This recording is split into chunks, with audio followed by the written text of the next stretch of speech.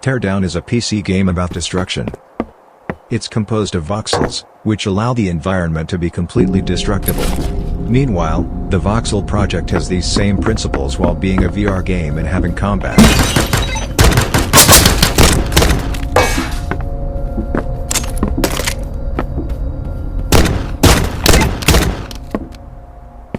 The raid game mode you are seeing right now uses a cache system to allow you to buy items to further fortify your location.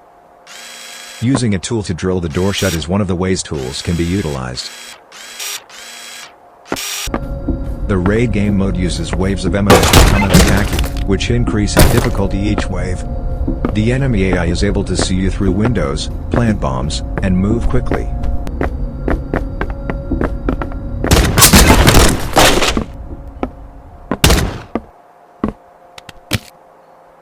The sandbox mode lets you spawn in a wide range of items and NPCs.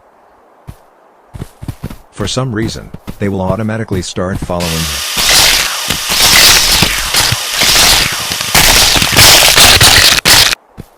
The NPCs can be killed by damaging them with weapons and items.